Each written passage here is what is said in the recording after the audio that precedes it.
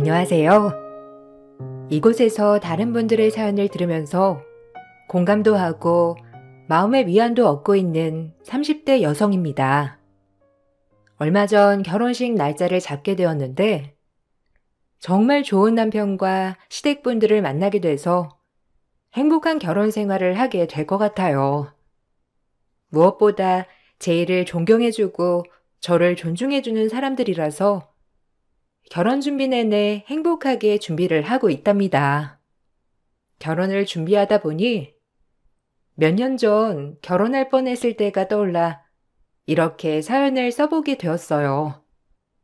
그때 만났던 남자친구는 공부를 잘해서 인서울 대학을 나왔고 대기업을 다녔습니다. 당시 저는 20대였지만 남자친구는 40대를 앞두고 있었고 10살 차이가 난 상황이었어요. 우연히 지인의 소개로 만나게 돼서 연애를 한 거였는데 저를 누구보다 예뻐해주고 사랑해주는 모습을 보고선 이 사람이라면 행복할 수 있겠다 생각을 했었죠. 그렇지만 사랑한다고 모두 결혼으로 이어지는 건 아니더라고요. 저희 엄마는 어릴 적부터 손재주가 좋아서 이것저것 만드는 것을 좋아하셨는데 본인의 재주를 살려서 젊었을 때부터 공예를 배우셨고 지금도 공예 공방을 활발하게 운영하고 계시답니다. 그런 엄마를 닮아 저 역시 전문대를 졸업하고 일찍 사업을 시작해 뷰티숍을 운영하고 있는데요. 아무래도 남자친구 집안에선 학벌 차이가 나다 보니 그게 못마땅하셨던 것 같아요. 남자친구와 데이트를 하다가 우연히 시모를 만나게 됐는데 전문대인 걸 알고서는 은근 무시를 하셨죠. 어머, 동규가 만난다는 상은이가 너구나. 반갑다. 나 동규 엄마야. 말 놔도 괜찮지? 어떻게 우연히 이렇게 만나니? 동규랑 밥 먹으러 온 거야? 이왕 이렇게 된 거 같이 밥 먹자. 동규가 여자친구 얘기를 많이 했는데 듣던 대로 미인이네. 사업하고 있다곤 들었는데 어떤 사업하고 있는 거니? 아니, 우리 동규는 대기업 다니고 있어서 지금까지 사업하는 여자친구는 만난 적 없는 것 같거든. 아이, 엄마. 하나씩 물어봐. 어떻게 여기서 이렇게 만나? 엄마는 혼자 온 거야? 우리랑 같이 밥 먹으면 되겠다. 안 그래도 엄마한테 소개해 주려고 했었는데 나나 여자친구나 시간이 안 나서 말이야. 여기 상은이고 근처에서 뷰티숍 운영하고 있어. 잠깐 시간 내서 밥 먹으러 왔는데 어떻게 여기에 딱 엄마가 있어? 진짜 신기하다. 어머, 그러니? 뷰티숍이면 저기 골목 쪽에 있는 거 말하는 건가? 거기 우리 친구들도 많이 가는데 잘 된다고 하던데 실력 좋은가 보다. 우리 동규는 인서울대학교 나와가지고 대기업 취업해서 잘 다니고 있거든. 다른 곳 이직한 적도 없고 한 곳에서 쭉 다니고 있어가지고 동규 성격 보이지? 우리 동규만한 애 없지 뭐. 어쨌든 그럼 대학은 어디 나왔니? 아, 저 전문대에 나왔습니다. 졸업하고 나서 바로 뷰티숍 운영하고 있어요. 지금 운영하고 있는 곳은 분점이고 원래 본점은 제 본가 있는 쪽에서 운영하고 있습니다. 동규 씨 통해서 어머님 얘기 많이 들었어요. 정식으로 인사드리려고 했는데 이렇게 만나 뵙게 되었네요. 저는 28살이고 사업장 운영한 지는 5년 됐습니다. 아, 그러니? 전문대? 뭐 그래. 근데 뷰티숍 운영하면서 사람들이 학교 이런 건 잘 확인은 안 하는가 봐. 그래도 난 좀 제대로 배운 사람들이 믿음이 가긴 하던데. 어쨌든 샵 잘 운영된다고 하니 다행이네. 아참, 내가 깜빡했다. 근처에 볼 일이 있었는데 여기서 밥 먹을 때가 아닌 것 같네. 어쨌든 반가웠어. 시몬은 화기애애한 분위기 속에 얘기를 하다가 제 학벌 얘기가 나오자마자 서둘러 자리를 정리해 가버리셨죠. 저는 영문을 모르고 있었는데 나중에 생각을 해보니 시몬은 제 학벌 때문에 제가 마음에 들지 않았던 것이었어요. 남자친구에게 여러 번 헤어지라고 압박을 했었는데 남자친구가 듣지 않았는지 한 번은 데이트하는 곳에 따라 나와서 저에게 헤어지기를 종용하기도 했습니다. 그날은 남자친구랑 오랜만에 데이트를 하려고 약속을 잡고 카페에 갔는데 남자친구뿐만 아니라 시모도 같이 나와 있더라고요. 깜짝 놀라서 쳐다보니 남자친구가 저를 다시 보고 싶다며 시모가 졸랐다고 어쩔 수 없이 나왔다고 설명을 하더라고요. 전 그때부터 싸한 느낌이 들었죠. 상은아, 놀랐지? 내가 말하려고 했는데 말하면 불편해할 것 같아서. 어차피 우리 몇 번은 만나야 하잖아. 미리 만나면서 친해져도 괜찮을 것 같다고 생각해서 이렇게 엄마 데리고 나왔어. 괜찮지? 엄마 그냥 너 보고 싶어서 같이 따라 나온 거야. 이제 좀 있으면 가신대. 커피만 마시고 가신다고 하니까. 암튼 말 못해서 미안. 어머, 네가 미안할 게 뭐가 있니? 괜찮지? 뭐 남도 아니고 남자친구 엄만데 같이 있을 수도 있지 뭐.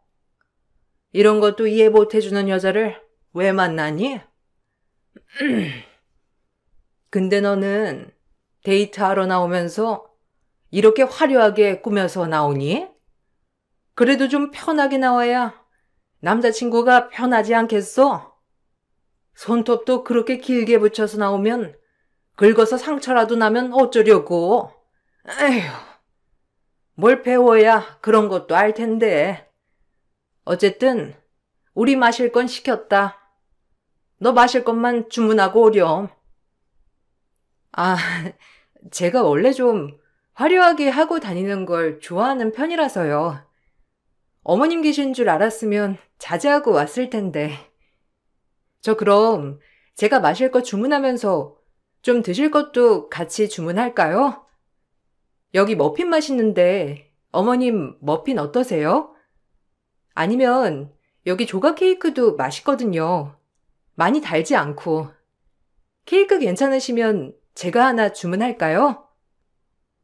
아니, 밥 먹은 지 얼마나 됐다고 케이크를 주문해.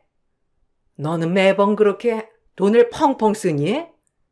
그리고 우리 아들한테 들어보니까 데이트하면서 거의 아들이 되는 것 같던데. 너는 사업하지 않니? 사업하면서 돈도 많이 번다면서 왜 데이트 비용은 같이 안 내는 거야? 내가 아들이 네 커피까지 주문하려고 한 거 말렸다. 연애할 때부터 그렇게 남자 등골 빼먹으려고 하면 되겠니? 엄마, 왜 그래? 아까 그런 말 하나도 안 했잖아. 그리고 우리 통장 만들어서 거기서 돈 넣고 같이 쓰고 있는 거야. 내가 내는 게 아니고. 엄마 갑자기 왜 그러지?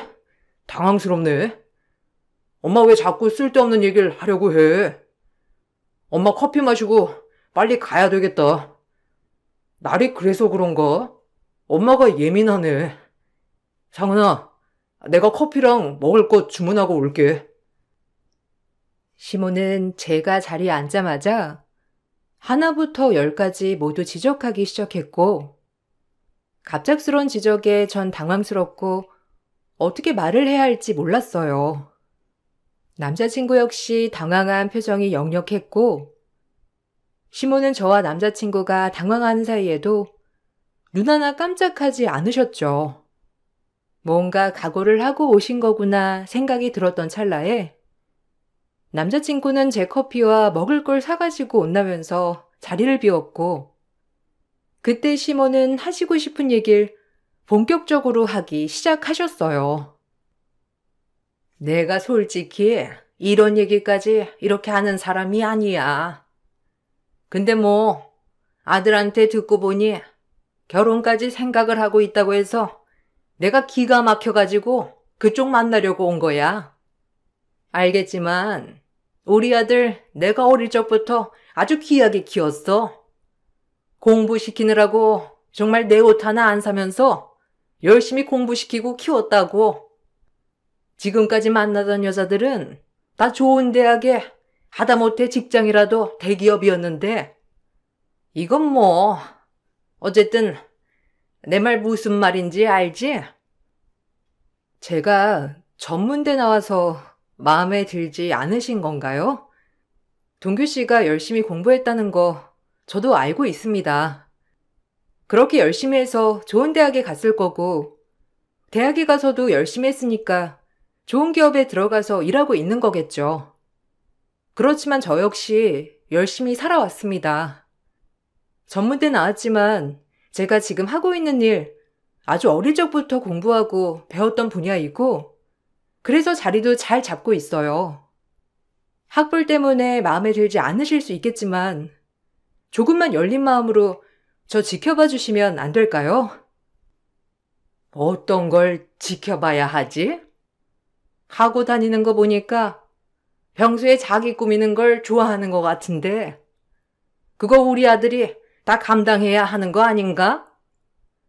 들고 다니는 거며 치장이며 화장까지 온갖 화려한 건 다 하고 다니는데 솔직히 그렇게 하고 다니는 며느리 어느 시어머니가 좋다고 하겠어? 어쨌든 연애만 한다고 하면 나도 굳이 말릴 생각은 없지만 결혼은 반대니까 그렇게 알아. 어차피 너도 하고 다니는 거 보니 결혼까지 생각은 안 하고 다니는 것 같은데 혹시 몰라서 이렇게 와서 말하는 거야. 사실 저는 아직 결혼에 대한 생각은 없습니다. 아직 사업에 좀 더 열중하고 싶어서요. 그렇지만 동규 씨, 제가 많이 좋아하고 있습니다. 연애만 한다고 제가 확실하게 말씀드릴 수 있는 일은 아닌 것 같습니다. 제가 부족하게 보이실 수 있겠지만 저도 제 인생 책임지고 열심히 살고 있어요. 어머님께서 학벌로 사람을 보신다고 하시면 제가 할 말은 없지만 좋은 학벌 만드는 것만큼이나 저도 많이 노력하고 있다는 걸 봐주셨으면 좋겠어요. 그래, 지금 그렇게 네 사업 잘 운영하고 있는 건 잘하는 거지. 근데 애초에 네가 학창시절에 딴 생각 안 하고 열심히 공부했으면 좋은 대학까지 안 왔겠니? 더군다나 일반 대학도 아니고 전문대면 학생은 공부를 하는 게 본분인데 넌 네 본분도 제대로 못 지킨 건 아니니? 거기다가 그렇게 공부를 안 했으면 네가 학창시절에 어떤 학생인지 내가 어떻게 아니? 공부를 안 했으면 딴 곳에 눈을 돌렸다는 건데 애초에 우리 아들이랑 결이 안 맞지 않겠어? 어쨌든 난 내 생각 전달했으니 가보마. 뭐 치사하게 아들한테 말해서 아들 뒤에 숨으려고 하지 말아라. 미운 털 박힌 거 더 깊게 박히는 수가 있으니까.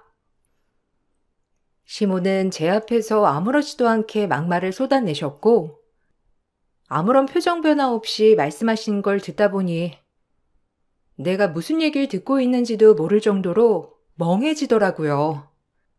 시모는 자신이 하고 싶은 말을 모두 하고선 자리를 뜨셨고 남자친구가 오고 나서야 저는 충격이 쏟아지는 듯이 눈물을 쏟아냈죠. 그날 전 남자친구와 그 일로 크게 다퉜어요. 남자친구는 갑작스러운 엄마의 말을 믿지 못했고 제가 제대로 기억하지 못하는 거 아니냐는 말도 했습니다.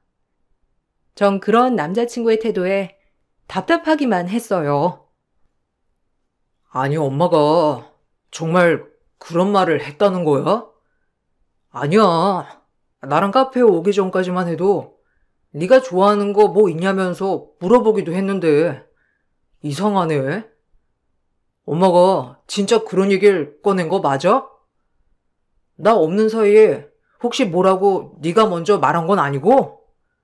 아, 내가 답답해서 그래. 엄마가 나한테도 그런 말 한 번도 꺼내본 적 없었거든. 너 전문대 나온 거 저번에 만났을 때부터 알았는데 무슨 갑자기 그런 얼토당토 않는 얘기를 한다는 거야. 나도 그래서 그 자리에서는 너무 당황스러워서 뭐라고 하지도 못했어. 어머님께서 갑자기 나한테 그렇게 말씀하시는데 나도 충격이었다고. 정말 한 번도 오빠한테 뭐라고 한 적 없었어? 내 학력 때문에 뭐라고 말 꺼내본 적 없었냐고. 난 정말 너무 당황스럽고 솔직히 너무 상처받았어. 나보고 연애할 거면 상관없지만 그 학벌로 결혼할 생각은 하지 말라는 거잖아. 뭐 엄마 입장에서는 좀 그러실 수도 있지. 솔직히 엄마가 나 대학 보내려고 엄청 고생하시긴 했거든. 그때 집안도 넉넉한 편도 아니었는데 학원도 다 보내주고 대학 입학금 만드시느라 고생도 하셨고 어쨌든 엄마가 그런 생각을 가지고 있을 줄은 꿈에도 몰랐어. 근데 엄마가 그렇게 말했다고 같이 뭐라고 따진 건 아니지? 그렇게 되면 엄마 아예 등 돌릴 텐데. 지금 그 걱정이 돼? 내가 어머님한테 따졌을까봐 그게 걱정돼? 내가 상처받은 건 걱정 안 되고? 오빠 진짜 너무한다. 내가 그런 말 들었다고 해도 믿어주지도 않고 자꾸 엄마는 그런 사람 아니라고 말만 하고 있잖아. 내가 들었다고 하는데 왜 안 믿어주는 건데? 난 그럼 어머님이 하신 얘기 거짓말로 말했다는 거야? 아니, 나 살면서 이렇게 학벌 때문에 무시당한 적도 처음인데 오빠까지 날 안 믿어주니 진짜 슬프네. 아니, 내가 안 믿는다는 게 아니라 지금까지 한 번도 그런 적 없는데 갑자기 네가 말하니까 그렇지. 엄마가 전에 내가 다른 여자친구 만났을 때도 한 번도 그런 얘기 꺼내신 적 없었거든. 아무튼 알겠어. 내가 엄마랑 한번 얘기해 볼게. 내가 상은이 너랑 결혼하고 싶다고 하니까 엄마가 더 신중하게 생각하셔서 그러신 것 같아. 엄마 말에 너무 상처받지 마. 내가 엄마한테 말해볼 테니까. 알았지? 남자친구는 그런 뜻으로 말한 것이 아닐 거라며 저를 달랬습니다. 아무래도 제가 하고 다니는 것도 화려하고 그러다 보니 시모가 생각하시기에는 사치가 심한 아이라 생각을 해서 그렇게 더 세게 말했을 거라며 남자친구는 얘기를 했었죠. 그렇지만 전 그 얘기를 듣고서도 마음이 가라앉지 않더라고요.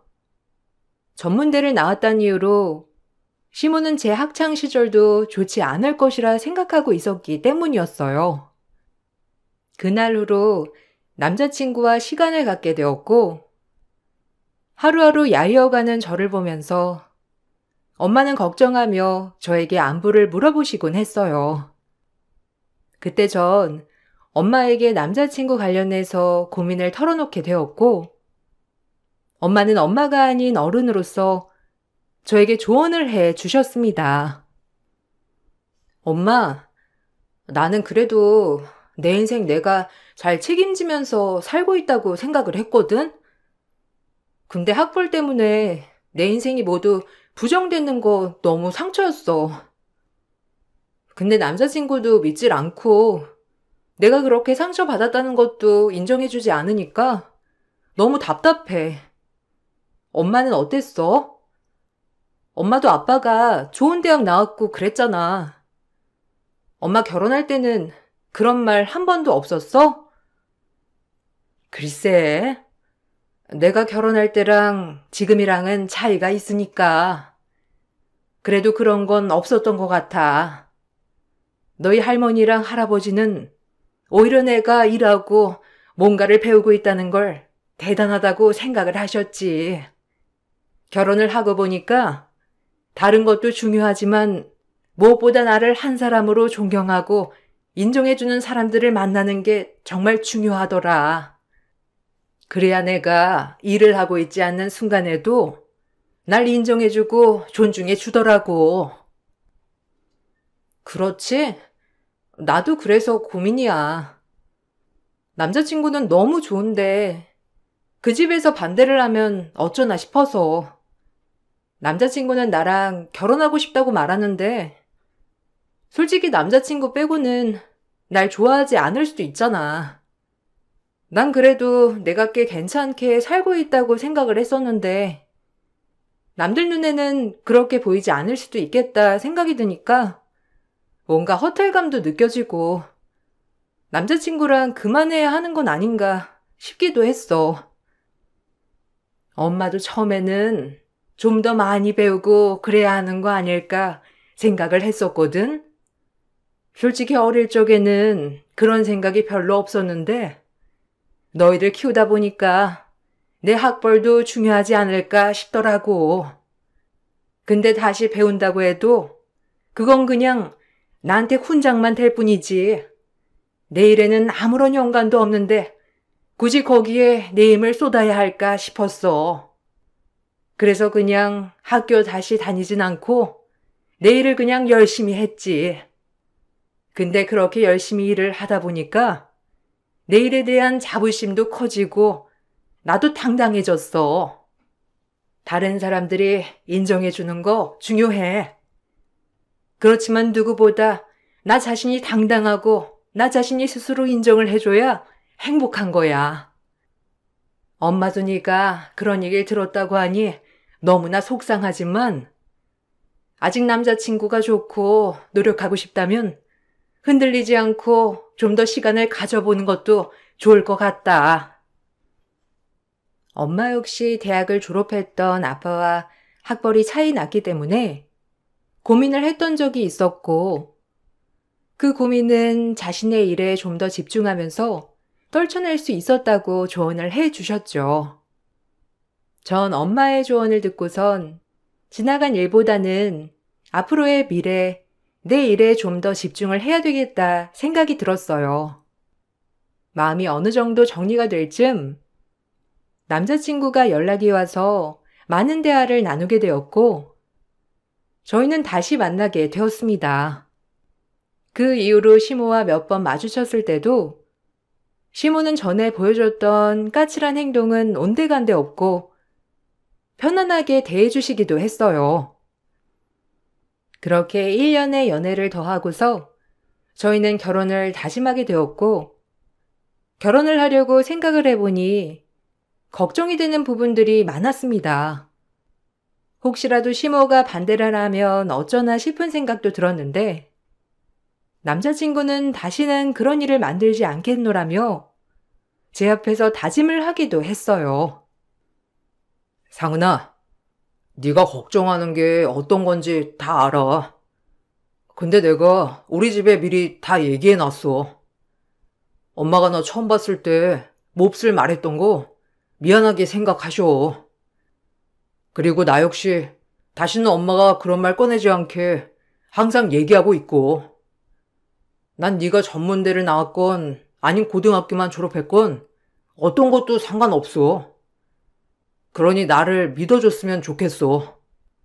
엄마가 좋아하지 않으신다고 하더라도 내가 결혼하고 싶은 건 너야. 그렇지만 끝까지 어머님이 반대를 하시면 어떻게 하려고? 난 지금도 너무 걱정이야. 연애를 할 때야 어머님도 그냥 연애를 하는가 보다 생각하실 수 있지만 이제는 결혼을 하려고 하는 거잖아. 정말 어머님이 아무런 말도 꺼내시지 않으셨어? 만난 지 얼마 안 됐을 때 나에게 그런 얘기를 꺼내셨던 어머님이시면 분명 결혼하겠다 말했을 때 뭐라고 말을 하셨을 것 같은데. 솔직히 말하면 엄마는 결혼에 대해서 긍정적이시진 않으셔. 근데 내가 원하니까 알겠다고 하신 상태고 솔직히 내가 너랑 헤어져서 더 나은 사람 만날 거라는 보장도 없으니 엄마도 더 고민하시는 거 같긴 해. 그렇지만 그건 엄마 의견일 뿐이지 내 의견은 아니야. 난 너랑 결혼하고 싶어. 이건 확실해. 엄마가 뭐라고 해도 난 흔들리지 않을 자신 있어. 그러니 나만 믿어줘. 지금까지 본 모습으로는 솔직히 나도 오빠랑 같이 하면 더 행복하게 지낼 수 있을 것 같아. 그렇지만 결혼은 현실이잖아. 아무리 우리 둘만 산다고 해도 앞으로 시댁 식구들이랑 같이 마주칠 일도 많을 텐데 그때마다 얼굴 붉히면서 지내고 싶진 않아. 결혼하기 전에 이런 점들 다 잘 정리하고 했으면 좋겠어. 서로 감정이 좋지 않은 상황에서 결혼하는 건 말도 안 되는 일이라고 생각해. 알았어. 내가 엄마랑 다시 얘기해 볼게. 그리고 결혼은 내가 하는 거지. 엄마가 하는 거 아니니까. 솔직히 난 엄마 의견이 중요하다고 생각은 안 해. 그러니까 걱정하지 마. 엄마가 끝까지 그렇게 나오면 난 엄마 안 볼 생각도 하고 있으니까 걱정하지 마. 남자친구는 시모가 반대를 하더라도 나와 결혼을 하겠다며 굳게 얘기를 했고 저는 걱정이 되었지만 며칠 후 남자친구는 상견례 날짜를 잡자며 말을 했어요. 자신이 집에 얘기를 잘했으니 앞으로 그때 같은 일은 없을 거라고 했습니다. 그렇게 전문대를 나와서 반대를 한다던 시모의 태도가 어떻게 한순간에 바뀌었는지 의아하긴 했지만 그래도 남자친구가 잘 풀었겠거니 생각을 했어요. 거기다가 제가 어떻게 사업을 운영하고 있는지도 1년 동안 보셨기 때문에 저에 대한 생각도 바뀌었을 수도 있겠다는 생각도 들었고요. 그렇게 저희는 우여곡절 끝에 상견례를 치르게 되었습니다. 상견례 자리에서 시부와 남자친구, 형제들은 별다른 말 없이 화기애애했지만 시모는 취조를 하듯 저희 집에 대해서 이것저것 꼬치꼬치 캐묻더라고요. 상은이는 연애하면서 몇 번 봤으니 어느 정도 알고 있긴 한데 혹시 사돈께서는 지금 하시는 일이 공예 쪽이신가요? 공방 운영하신 지 꽤 되었다고 들었는데 20대 때부터 운영하셨나 봐요. 저도 물어물어 듣긴 했었는데 제 지인도 그쪽에서 물건을 구입한 적이 있다고 하더라고요. 그럼 사돈께서는 대학에서 전공으로 배우시고 공방 시작하신 건가요? 아니요. 전 대학 안 나왔어요. 초등학교 졸업만 하고 검정고시로 중고등학교 나왔습니다. 제 부모님께서 공예 쪽으로 일을 하셨는데 손재주를 닮았는지 저도 그쪽으로 흥미가 있어서 진로를 빨리 정하게 되었네요. 대학은 나오지 않았고 그래도 지금까지 꾸준하게 공부하고 배우고 있습니다. 공방도 20살 성인 되자마자 부모님 하시던 걸 물려받아서 운영하고 있는 거고요. 초졸의 검정고시요?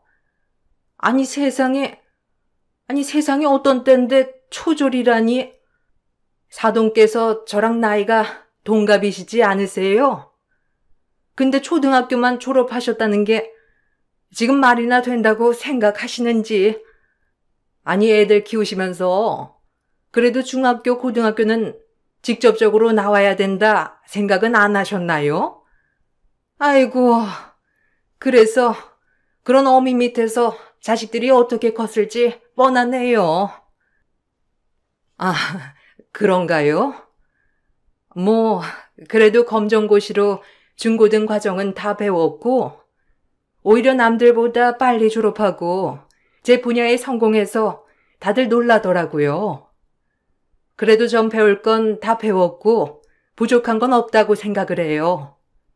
그렇다고 해서 자식 교육에 소홀했던 것도 아니고요.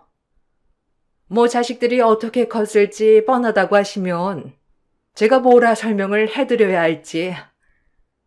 그럼 저희 아들들 불러서 보여드리면 좀 마음이 놓이실까요? 아, 마침 들어오네요. 이쪽은 큰애고 서울대 의대 나왔습니다. 오늘 수술이 있어가지고 참석을 못한다고 했었는데 그래도 시간 맞춰서 와줬네요. 둘째는 서울대 법대 나와서 지금 법원에서 근무하고 있어요. 이쪽은 우리 셋째, 사범대 나와서 지금 고등학교 선생님 하고 있습니다.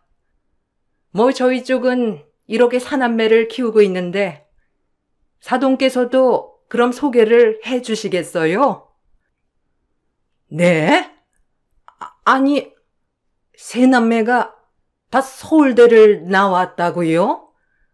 아니, 상은이는 전문대 나왔다고 하지 않았나?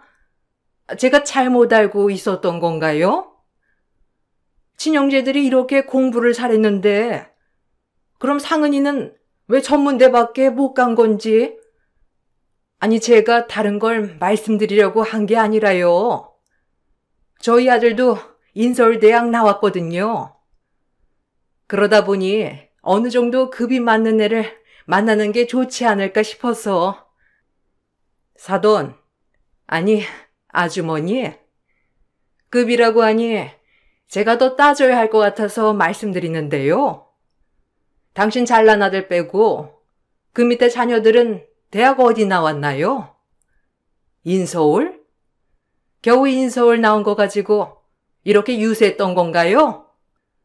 우리 딸 대학 안 가도 자기 앞가림 잘하고 다닙니다. 대학 그거 아무것도 소용없어요. 아무리 잘난 대학 나오면 뭐 하나요?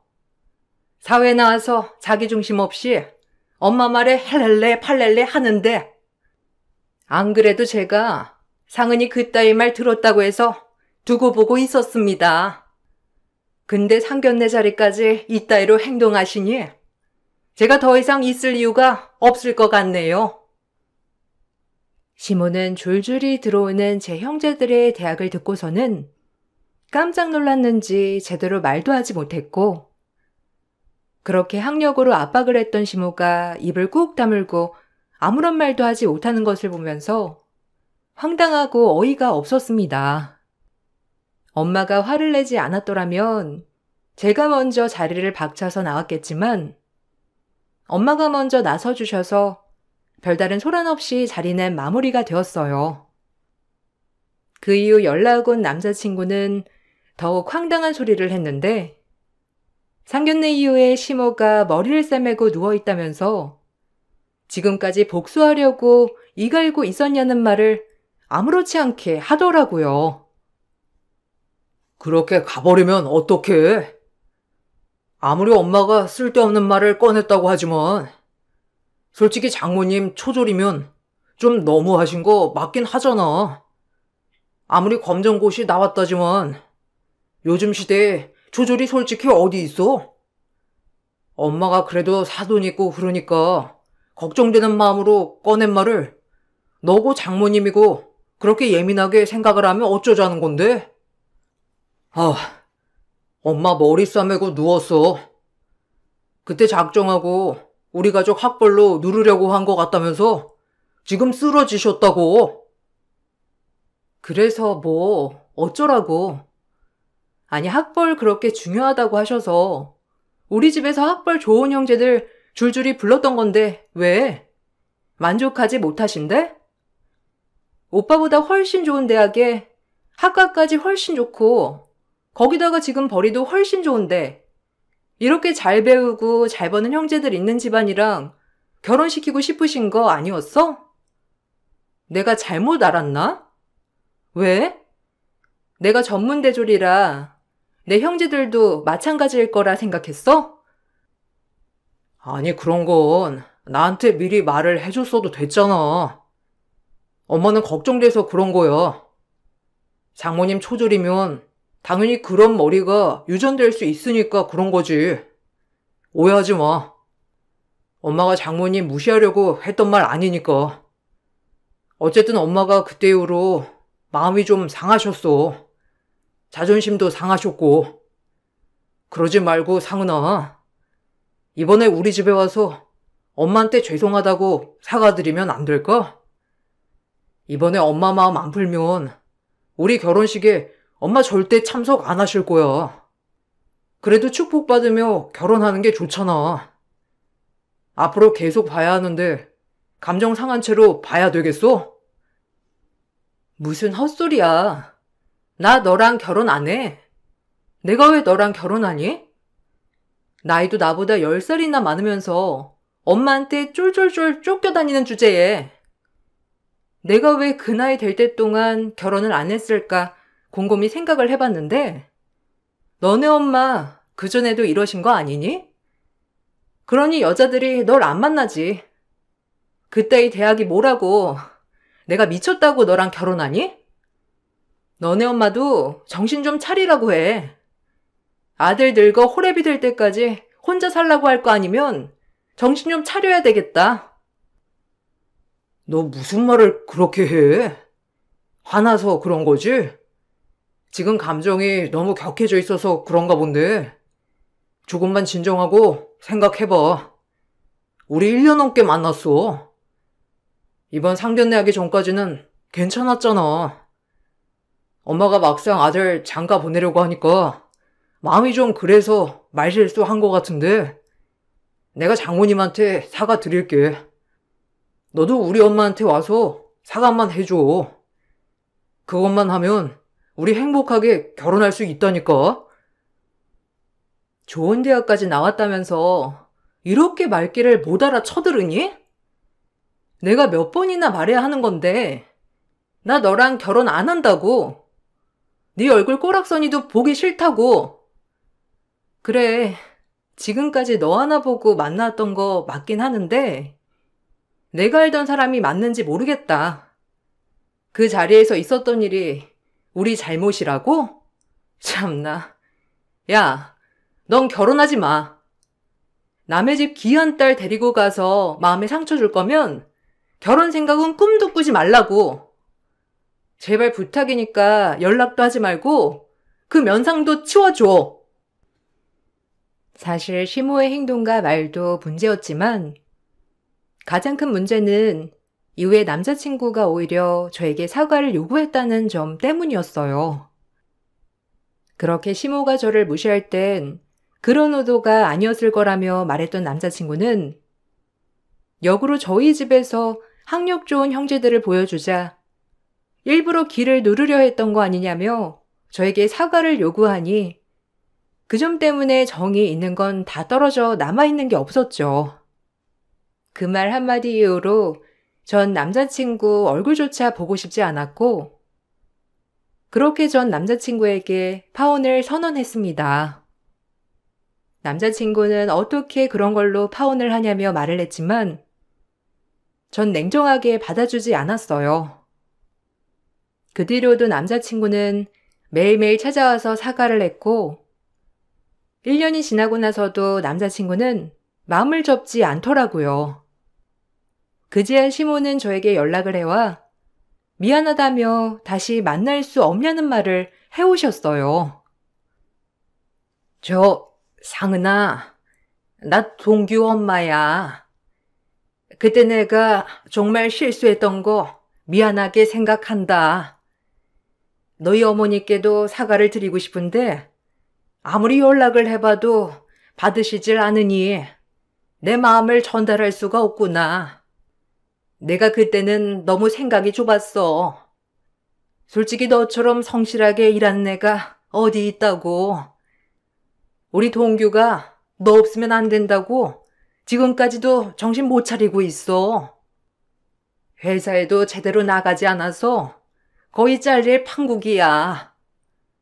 우리 동규 한 번만 만나주면 안 되겠니? 아줌마, 저 아줌마 아들 만나고 싶은 생각도 없고요. 연락도 안 받고 싶네요. 제가 왜 만나야 하는지 이유를 모르겠어요. 그렇게 저희 집 무시하셨는데 왜 생각을 바꾸셨는지 모르겠네요. 속으로는 무슨 생각하는지 제가 어떻게 알고 다시 만나나요? 절대 그럴 일 없고요. 아줌마가 알아서 학벌 좋은 여자 소개를 시켜주시든지 말든지 하세요. 아이고, 왜 이러니? 너 이런 애 아니었잖니? 내가 학벌 때문에 조금 민감하게 했던 건 우리 아들을 내가 좀 유난히 키워서 그런 거야. 아들이 고생하면서 대학 간 것도 내가 다 알고 있고, 그래서 그만큼 열심히 컸던 친구랑 짝이 되면 좋겠다 생각을 해서 내가 좁은 생각에 그렇게 말한 거고. 생각해보면 너도 열심히 살았을 텐데 그걸 몰라줘서 미안하구나. 다른 건 몰라도 나 안 봐도 좋으니 우리 동규만 받아다오.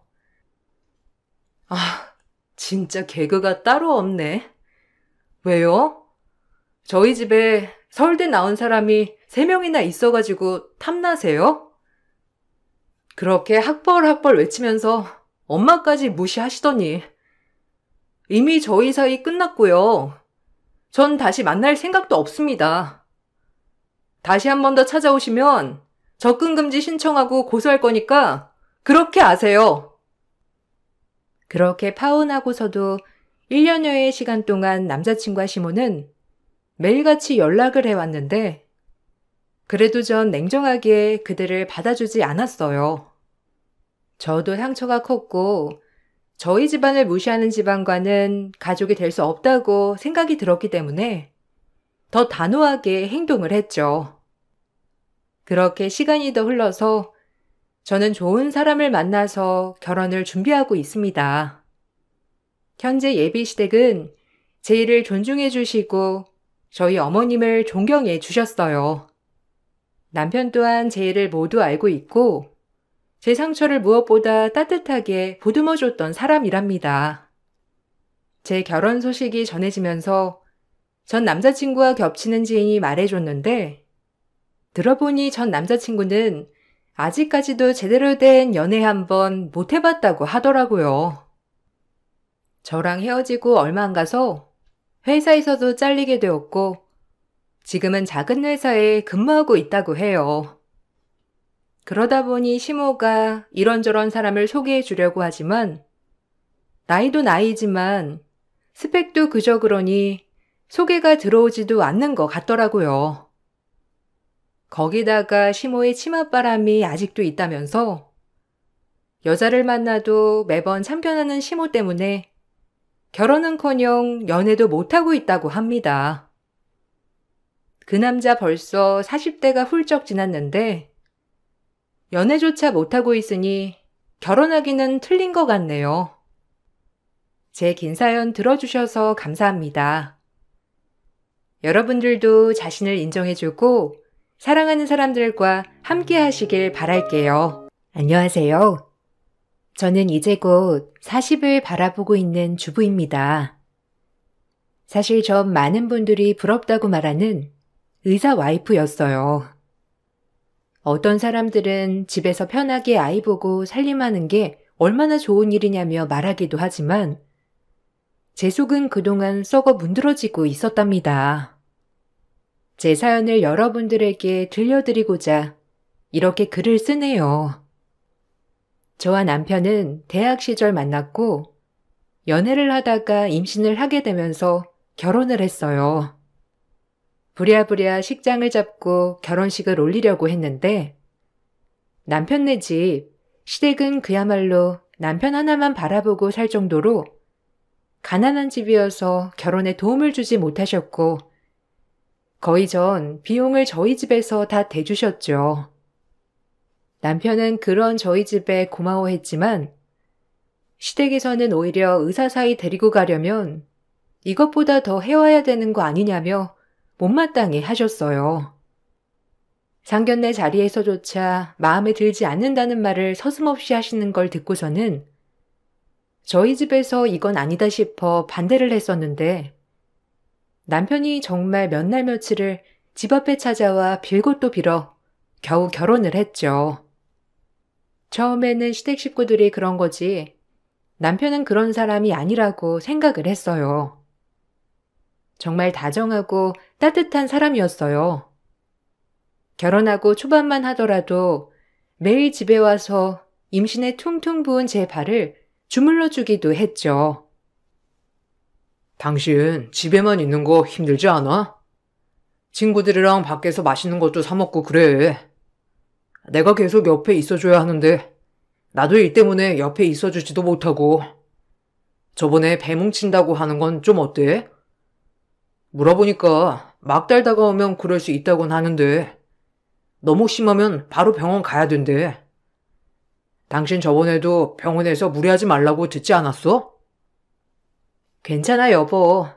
안 그래도 배 자꾸 뭉쳐서 병원에 전화해보니까 아마 막달 다가와서 그럴 수도 있다고 하셨어. 그래도 아직 태동도 좋고 컨디션도 나쁘지 않아서 다행이야. 당신이야말로 병원 일 때문에 매번 이렇게 집에 오는 것도 힘든데 무리하면서 오는 건 아니지? 나는 걱정하지 말고 당신 건강이나 신경 써. 요새 통 쉬지도 못했잖아. 내일 쉬는 날이지? 내일은 밖에 나가지 말고 집에서 잠 좀 푹 자. 어떻게 쉬어? 당신이랑 시간 보내야지. 이제 아이 태어나면 다시 언제 나갈지도 모르는데. 장모님은 언제 오신다고 하셨지? 이번에 오신 김에 오래 계시다 가시라고 해. 매번 나 때문에 금방 집에 가시잖아. 그러실 필요 없으니까 며칠 지내시면서 맛있는 것도 드시고 같이 드라이브도 가고 그래. 난 내가 당신 곁에 못 있으니까 차라리 장모님이 와 계시는 게 더 나을 것 같아. 정말? 그래도 괜찮겠어? 당신 집에 와서 엄마 계속 계시면 불편할 수도 있잖아. 안 그래도 엄마 며칠 계시라고 내가 계속 말하는데도 이서방 불편하다고 가셨거든. 이번에는 좀 며칠 계시라고 해야 되겠다. 고마워, 여보.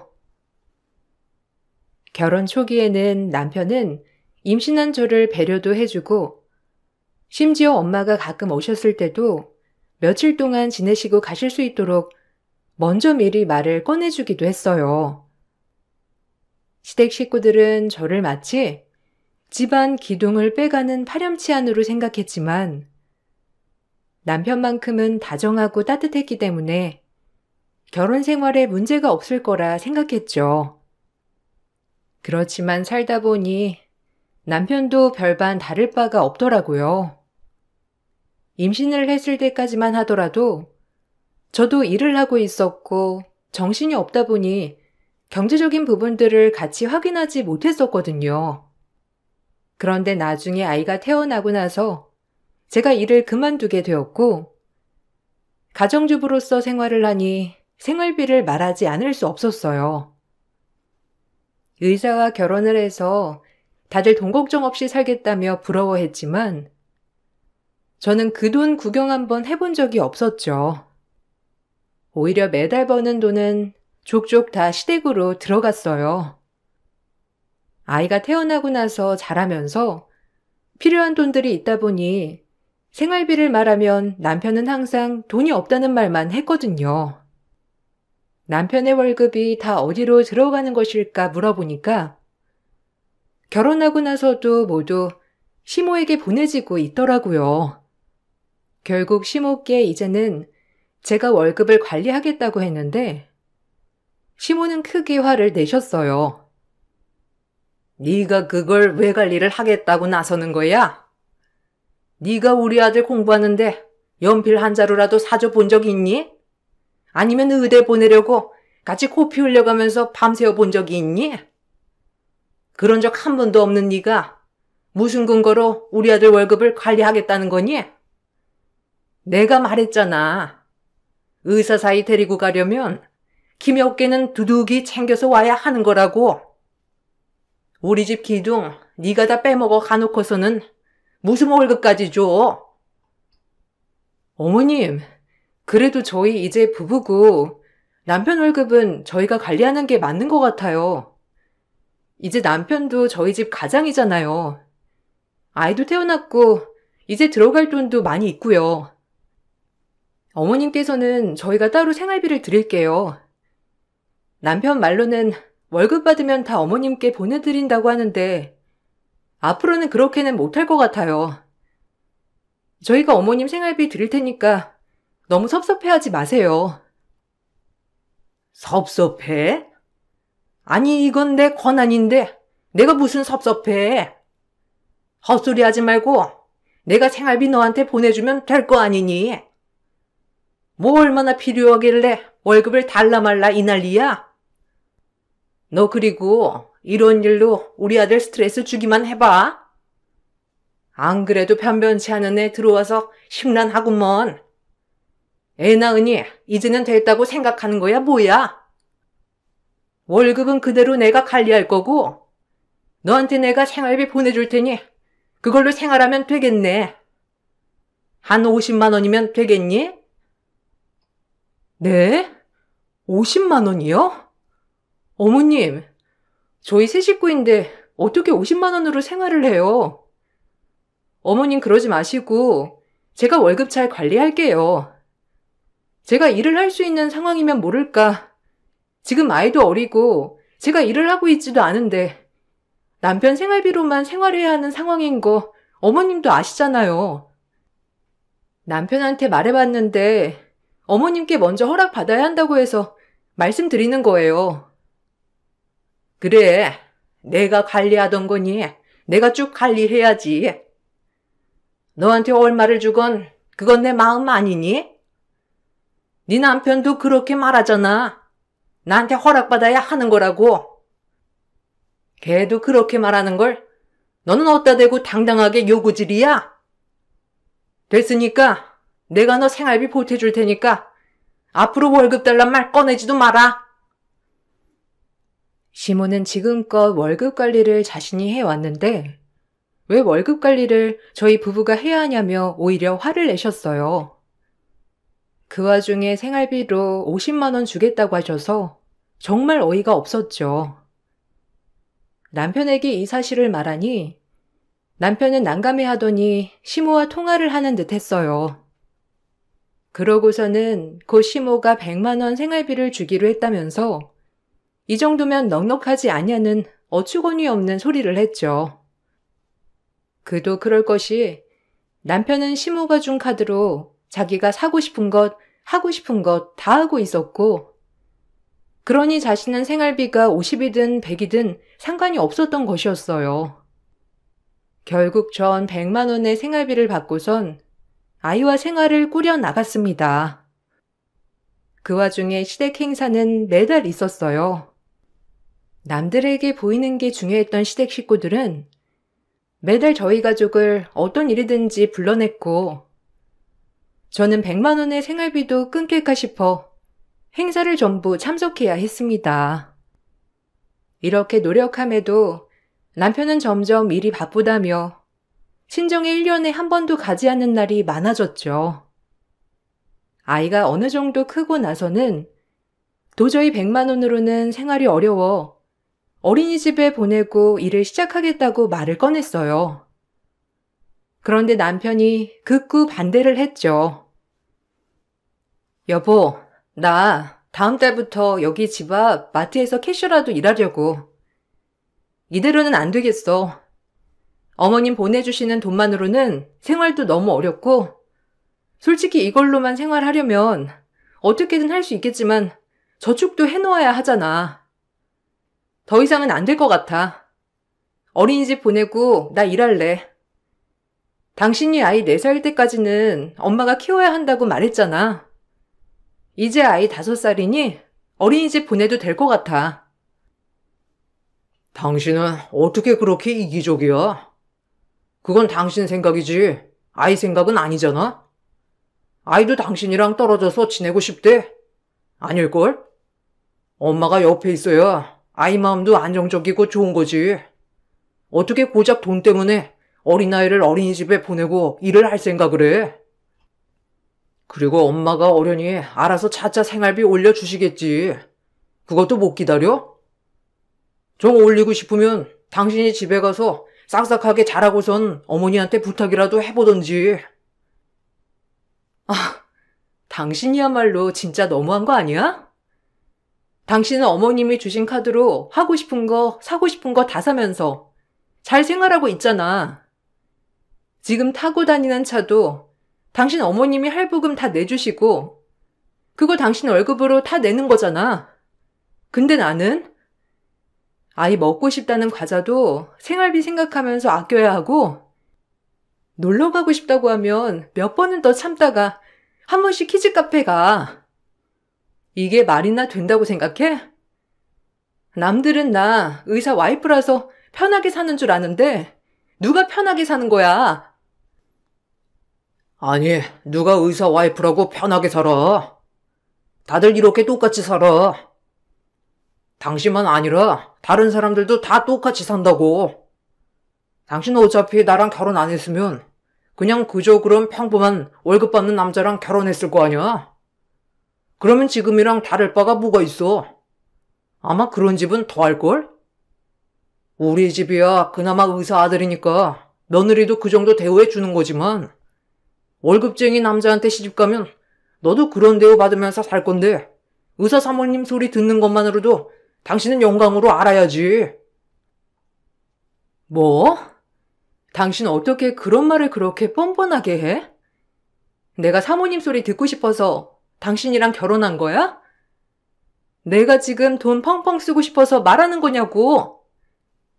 생활비를 더 주던 아니면 나 밖에서 일 시작할 거니까 그렇게 알아. 아이 참, 창피하게 왜 일한다고 난리냐고. 내가 의사인데 와이프 별 볼 일 없는 일을 한다고 하면 다들 손가락질이나 할 텐데 어떻게 남편 얼굴에 먹칠할 생각부터 하고 있는 건데?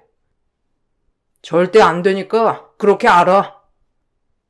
당신 밖에 나가서 별 볼 일 없는 일 할 거면 생활비 한 푼도 받지 말고 당신 돈으로만 생활해. 남편은 제가 일을 하겠다고 하자 절대로 안 된다면서 극구 반대를 했습니다. 저는 쪼들리는 생활을 더 이상 할 자신이 없었죠. 물가는 오르는데 생활비는 몇 년째 그대로고 아이를 위해서도 조금 더 저축하고 벌어야 할 것 같아 결국 저는 밖에서 일을 하기로 결심을 했습니다. 제가 고집을 피우니 남편은 결국 포기를 했지만 그 대신 살고 있는 지역이 아닌 다른 지역까지 출퇴근을 하면서 다니라는 조건을 붙였어요. 그렇게 일하고 싶으면 마음대로 해. 당신 고집을 어떻게 말리겠냐? 그런데 우리 동네에서 일할 생각하지 말고 한 두어 시간 떨어진 지역에서 일해야 하는 거 알지? 당신 여기 근처에서 일하다가 발각되면 정말 각오해. 엄마가 아시는 날에는 더 난리 날 테니까 알았어? 그러게 일하지 말고 주는 생활비만 알뜰하게 쓰면 되는 걸 왜 고집 피우고 그러는 거야? 어떻게 여기서 두어 시간 떨어진 지역에서 일하라는 거야? 나보고 거기 집이라도 구해서 살라고 하는 거야? 일 구하는 거야. 뭐 문제가 될 건 없지만 그러면 우리 주말부부라도 하라고? 여기 집이라도 처분해서 이사라도 가라고 하는 거야 뭐야? 당신 무슨 말 하는지 하나도 이해 안 돼서 그러는데 나보고 지금 주말부부를 하자는 거야? 뭔 주말 부부야. 여기서 두세 시간 출퇴근하면서 일하라는 거지. 그리고 거기서 집 구하면 집값은 그것도 당신이 낼 거야?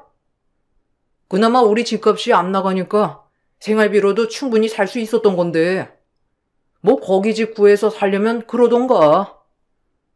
그 대신 거기서 구하는 집도 당신이 알아서 구하는 걸로 하고 나는 여기서 지내야 하니까 당신이 왔다 갔다 해야 할 건 생각해야 되겠지? 근데 그러면서 살 바에는 그냥 여기서 출퇴근을 하는 게 낫지 않아? 뭐? 당신 지금 그게 말이 되는 거라고 생각해? 그럼 아이는 어떻게 하라고? 두세 시간 걸리는 지역에서 일 구하면 여기서 적어도 출근 시간 훨씬 전에는 나가야 하는 건데 아이는 어떻게 등하원을 하라는 거야? 당신 지금 나보고 일하지 말라고 하는 걸 돌려서 말하는 거야? 진짜 도대체 왜 그래? 내가 뭐 대단한 걸 바라는 것도 아니고 겨우 일하겠다고 하는 건데 왜 이렇게 사람을 못 살게 구냐고? 뭘 내가 못 살게 군다는 건데? 당연히 아이는 당신이 봐야지. 내가 어떻게 봐? 그건 당신이 알아서 아이는 어떻게 할지 고민해봐야 하는 거 아니야? 애초에 당신이 일하겠다고 했을 때부터 아이는 어떻게 할 거고 출퇴근은 어떻게 할 건지 다 생각하고 정해야 하는 거 아니냐고. 그런 거 하나 생각도 안 하고 일하겠다고 내질러 놓고서는 왜 나한테 못 살게 군다고 하는 거야? 나야말로 어이가 없네. 남편은 마치 제가 일을 안 하겠다고 말을 하도록 유도하는 듯 했어요. 두세 시간 떨어진 지역에 일을 구하면서 아이 등하원도 제가 다 해야 한다며 말했죠. 그런 조건이라면 저는 일을 구하기도 힘들 뿐만 아니라 지금보다 더 상황이 힘들어질 수도 있겠다는 생각이 들었어요. 남편은 제가 일을 안 하기를 원했어요. 모르는 사람이 듣는다면 일하지 않고 집에서 집안일하고 육아만 하라고 하는 게 좋아 보일 순 있었겠지만 저에게는 마치 창살 없는 감옥 같았습니다. 생활비도 생활비였지만 일을 하겠다는 말을 꺼낸 이유로 전 남편이 저를 자신의 손아귀 안에서 통제하기를 원한다고 생각을 했어요.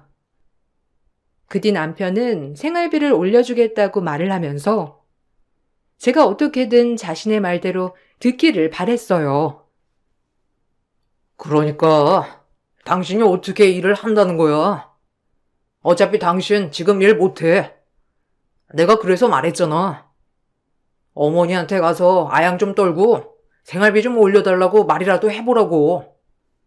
그렇게 쉬운 길을 놔두고 왜 당신 자기 고집만 피우는 건데? 아유, 정말 마음 넓은 내가 이번 한 번만 용서해 줄게. 어머니한테는 내가 생활비 좀 더 올려달라고 말할 테니까 일하겠다는 말 좀 그만해. 알았지? 생활비 올려주지 않아도 상관없어. 그냥 여기 근처에서 일할 수 있게만 해줘. 당신 의사라서 다른 사람들이 나 일하고 그러는 거 보면 신경 쓰인다는 거 알지만 남들 눈치 보면서 계속 이렇게 살 수는 없어. 그냥 생활비 지금처럼 줘도 상관없으니까 나 여기 근처에서 일할게. 그러면 다 괜찮은 거잖아. 아이씨, 내가 생활비 올려준다니까. 진짜 말이 안 통하네. 당신, 나 의사야. 의사 와이프가 밖에서 청소하고 계산하고 그러면 사람들이 도대체 뭐라고 생각하겠냐? 그리고 아이 내버려두고 일하고 다니는 당신은 뭐라고 생각하겠냐고. 그냥 당신 편하게 생활비도 올려주고 집에서 집안일만 하게 해준다잖아. 아, 왜 이렇게 말귀를 못 알아쳐먹어? 어머니한테는 내가 잘 말할 테니까 일할 생각하지 말고 아이나 잘 봐. 남편은 끝까지 제가 일을 하겠다고 했던 의도를 전혀 파악하지 못했고 생활비만 올려주면 된다고 말을 했죠. 생활비가 적은 것도 문제였지만 제가 원하는 대로 절대로 해주지 않겠다는 남편의 의도가 보여 저는 너무나 마음이 좋지 않았습니다. 그 와중에 시모는 저희 사이가 좋든 안 좋든 상관없이 매번 볼 때마다 둘째 얘기를 꺼내곤 하셨어요. 예, 우리 수환이 동기 알지? 같은 대학병원 다니는 애. 걔네는 이번에 둘째도 낳았다고 하더라. 첫째도 아들이고 둘째도 아들이라고 했던가? 걔네는 참 좋지 않겠니? 자식 둘 다 아들에 아빠 머리 닮아가지고 똑똑할 거 아니야. 에휴, 나는 얼마나 박복해서 손자복은 없나 몰라. 너네는 둘째 생각 없니? 아무리 그래도 아들은 하나 있어야지. 그래야 우리 아들 머리 물려받을 거 아니야. 어머님, 생활비도 겨우 100만 원 받는데 무슨 둘째예요? 여기서 식구 한 명 더 늘면 생활비는 배로 더 늘 텐데 어머님 그렇게 주실 수 있으세요? 안 그래도 남편한테 생활비 적다고 계속 말하고 있는데 어머님은 못 들으셨나 봐요. 저나 남편이나 둘째 생각 없어요. 지금 딸 하나도 제대로 잘 키울 수 있을지 걱정인데 무슨 둘째예요? 아니 너는 시어머니가 뭐라고 하면 내내 하면서 사근사근하게 말 한 번을 안 하니? 의사랑 결혼을 했으면 시댁에 바짝 엎드려야 하는 게 맞는 건데 넌 어찌 된 게 그걸 한 번을 안 내? 아들이 그래서 너한테 자꾸 나쁘게 대하는 거야. 네가 사근사근하게 대했으면 우리 아들이 알아서 둘째 생각도 해보고 그럴 텐데 네가 하도 독하게 구니까 아들이 그런 마음이나 생기겠니? 내가 하다 며느리 복까지 없으니 원. 에휴. 시모는 제가 사근사근하지 못해서 남편이 그러는 거라며 저를 탓하셨어요. 그렇지만 저도 저 나름대로 최선을 다하고 있었는데 그 어느 누구도 인정을 해주지 않았습니다. 한 번은 시모가 계단에서 다리를 삐끗해서 다치신 적이 있었어요. 계단에서 굴렀다는 말을 듣고선 저는 바로 시댁으로 향했죠. 하루 종일 누워서 아파하는 시모 대신에 전 집안 청소와 빨래도 싹 해놓기도 했고 시모가 드실 음식까지 다 차려놓기도 했어요. 처음에 갔을 때부터 움직이시지 못하시겠다며 침대에 계속 누워 계셔서 정말 아프신 줄 알았는데 알고 봤더니 살짝 다리를 삐끗해 방 깁스만 할 정도였지 생활하는 데에는 전혀 지장이 없는 상황이었죠. 며칠을 내내 시댁 집안일을 하고서는 마지막 날 시모께서 정말 아무렇지 않게 방에서 나오시곤 남편한테 챙겨주라며 보약을 제 손에 쥐어줬을 때 전 경악을 금치 못했죠. 바로 집으로 와 남편에게 따져 물었어요. 어머님, 다리 다치시고 몸살 나셔서 움직이지 못하셨던 거 아니었어? 그래서 당신 시댁에 가서 집안일도 좀 하고 밥도 좀 챙겨드리고 오라고 한 거잖아. 근데 오늘 보니까 어머님 다리도 멀쩡하시고 멀쩡히 잘 움직이시던데? 이제 괜찮아진 거야, 뭐야? 아니면 처음부터 많이 안 다치셨던 거야? 아니 그럼 왜 처음부터 나한테 말하지 않았어? 처음부터 말하면 네가 잘도 거기 가서 집안일 하고 있겠다. 그리고 어머니 계단에서 굴러서 다치신 건 맞아. 근데 뭐 크게 다친 건 아니고 살짝 삐끗한 정도였고. 근데 어른이 그런 일이 있으면 얼마나 다쳤냐가 문제가 아니라 가서 집안일도 같이 해드리고 그럴 수 있는 거 아니야? 당신 무슨 말을 그렇게 섭섭하게 해? 어머니가 많이 안 다쳤으면 당신 거기 안 갔겠네? 아니, 내가 가고 안 가고 말하는 게 아니잖아. 많이 다치신 거 아니신데 나한테 한마디 말도 안 하시고 그냥 보고만 계셨다는 게 황당해서 말하는 거잖아. 거기 가서 진짜 하나부터 열까지 다 청소하고 빨래하고 왔어. 어머님 나 왔다고 잘 됐다고 하시면서 커튼까지 떼서 직접 손빨래 하라고 하시는데 나 그거까지 다 하고 왔다고. 이게 정말 각오하고 시키는 게 아니면 뭔데? 네가 오죽 시댁에 가서 아무것도 안 하면 엄마가 그러셨겠어? 그런 생각은 안 들어? 네가 애초에 시댁에 가서 잘했으면 엄마가 이참에 너 불러서 집안일 좀 시켜야 되겠다 생각이나 했겠냐고. 네가 잘 못하니까 너 오라고 부르신 거지. 하여튼 너는 되게 계산적이야. 꼭 다리가 부러져가지고 진짜로 움직이지 못해야 가서 도와드리는 거야?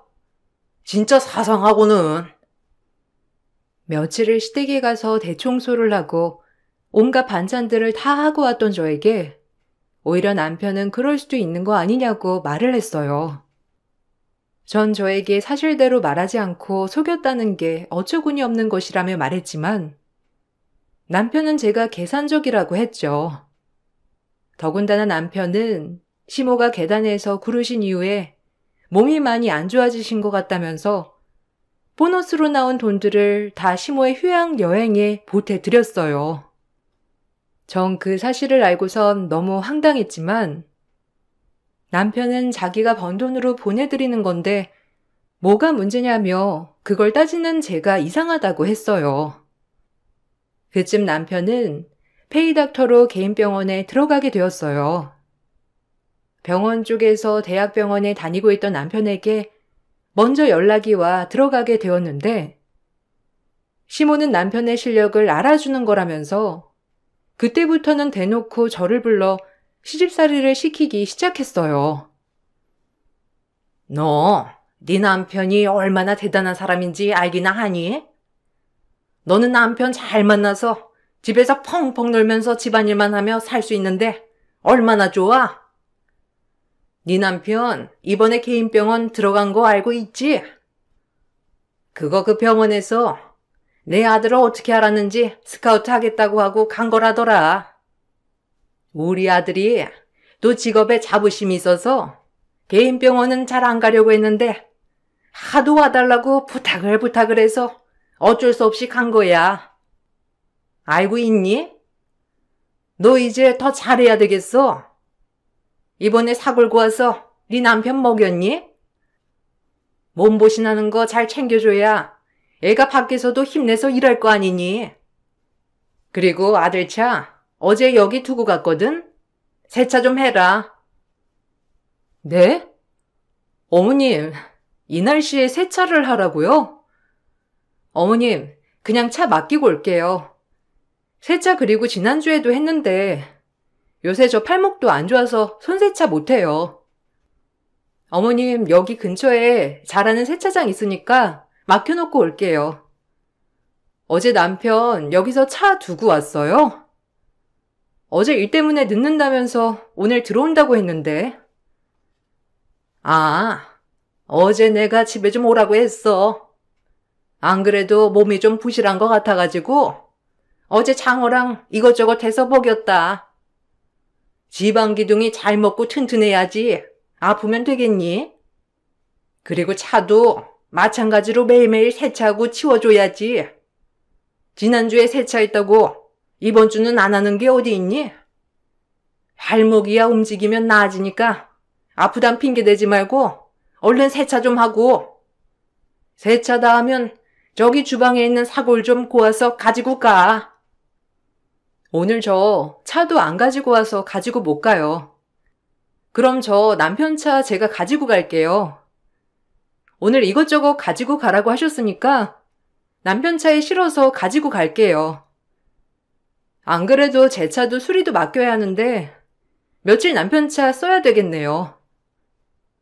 아니, 우리 아들 차를 네가 왜 쓰니? 네 차 써야지.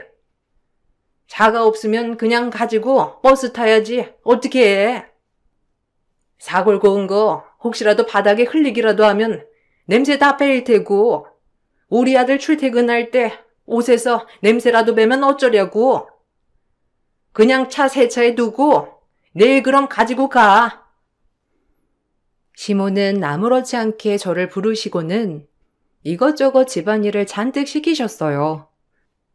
남편은 바쁘단 핑계로 집에도 오지 않으면서 시댁에는 매일 찾아가 쉬기도 하고 시모를 모시고서는 외식도 하는 것 같더라고요. 이게 정말 부부일까 가족일까 많은 생각을 하고 있던 찰나에 사건이 벌어진 것입니다. 엄마가 수술을 하시게 된 것이었어요. 전에 있었던 종양이 커져서 제거 수술을 하고 오랫동안 입원을 하시게 된 거죠. 그날 저와 남편은 엄마가 입원하신 곳으로 병문안을 갔어요. 전 너무나 걱정돼서 엄마 얼굴을 보자마자 눈물이 나올 것 같았는데 남편은 아주 냉담한 반응이었습니다. 엄마, 괜찮아? 선생님한테 물어보니까 간단한 수술이래. 생각보다 까다롭지 않은 거고 금방 끝날 거라고 하니까 너무 걱정하지 마.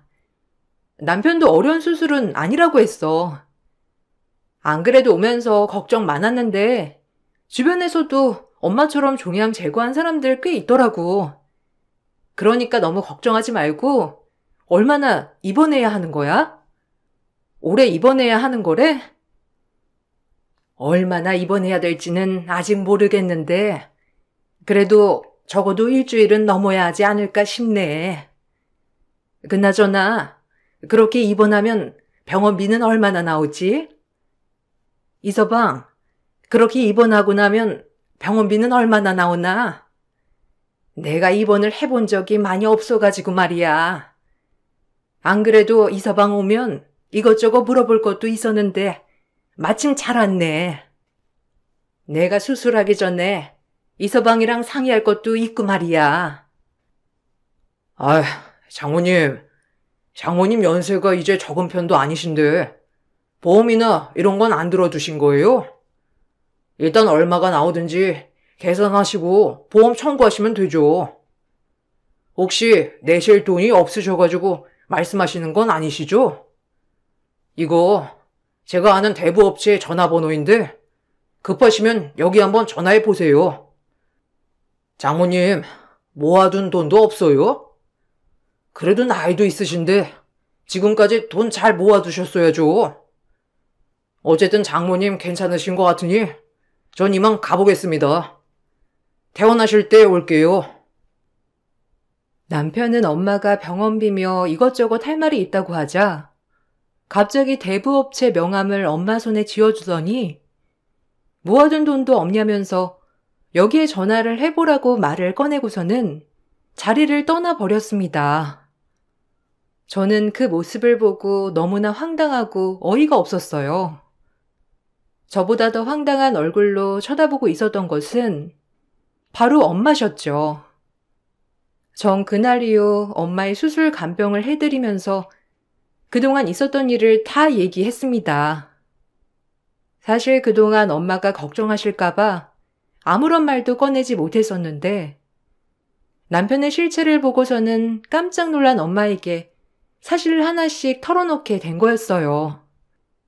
엄마가 수술을 잘 마치고 퇴원을 하시던 날 꼭 남편을 봐야 되겠다며 부탁을 하시길래 전 남편에게 잠깐만이라도 시간을 내달라고 했어요.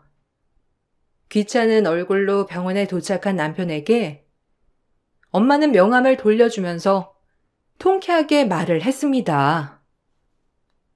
자네, 걱정해준 덕분에 내가 건강하게 잘 이겨냈어. 우리 딸이랑 이렇게 오붓하게 보낼 수 있는 시간이 있어서 얼마나 다행이었는지 모르네. 이번에 내가 안 아팠으면 난 평생 우리 딸이 행복하게 잘 살고 있는 줄로만 알았을 거야. 우리 딸 평생 자라면서 힘든 일 한 번 안 하고 살았었는데 난 딸이 이렇게 야여가는 게 아이 키우느라 힘들어서 그런 줄 알았지. 자네 모아둔 돈은 있나? 자네네 동생 병원에서 이제 그만 나가주게. 자네가 다니는 그 병원 내 동생 병원이야. 우리 딸 생각해서 꽂아줬더니만 당장 나가주게. 네? 장모님, 그게 무슨 소리세요? 장모님 동생 병원이라뇨? 아니, 저희 원장님은 성함이 장모님이랑 다르신데? 장모님 뭔가 잘못 알고 계신 거 아니세요? 당신 장모님 괜찮으신 거 맞아? 장모님 지금 이상한 소리 하시잖아. 의사 선생님 좀 불러와야 될 것 같은데. 장모님 괜찮으세요? 저 사위예요. 장모님 아끼시는 이서방이요. 그래, 이서방. 내가 자네 정말 아꼈어. 근데 그 이유가 뭔지 아나? 우리 딸이랑 결혼했기 때문에 아낀 거야. 자네가 잘나서 우리 딸 결혼할 때 집이며 해줬던 거 아니고 우리 딸 시집가서 고생하지 말라고 집이며 다 해줬던 걸세. 그런데 자네 우리 딸 어떤 취급했나? 자네랑 자네 엄마 우리 딸을 그렇게 무시했어? 딸이 아등바등 사는 거 보고서는 자네가 대학병원에서 자리를 잘 못 잡는구나 싶어서 부탁을 했더니만 이따위 대접을 했던 거야? 더 이상 나도 지켜볼 수 없고 자네랑도 이제 끝이니 그렇게 알아.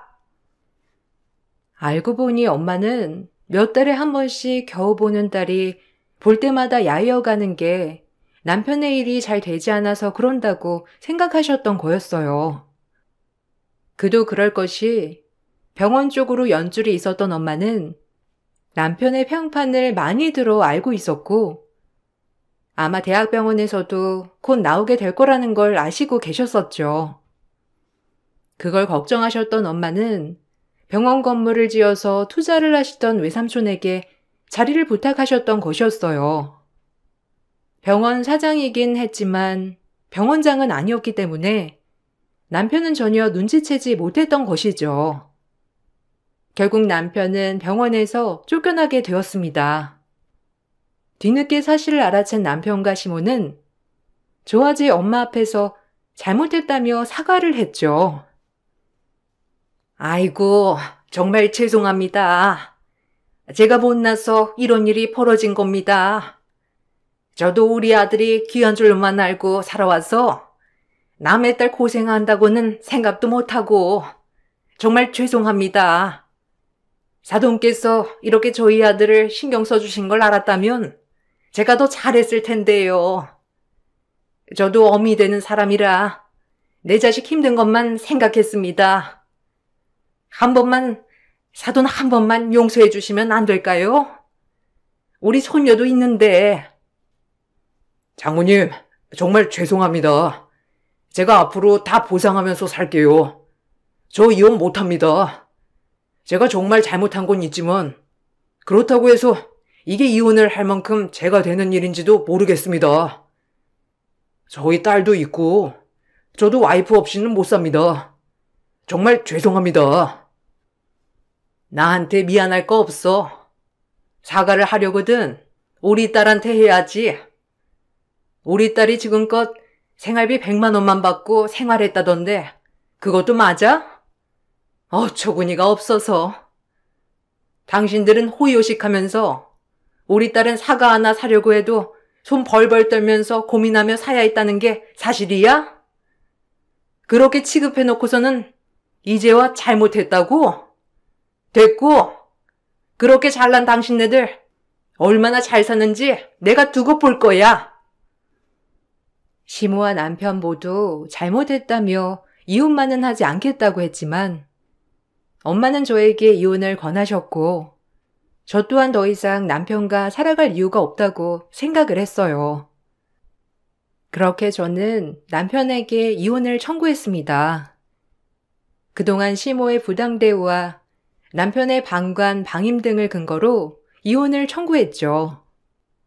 남편뿐만 아니라 시모에게도 위자료를 받고선 이혼을 하게 되었습니다. 이혼 후에는 전 딸과 함께 친정으로 들어와 살고 있어요.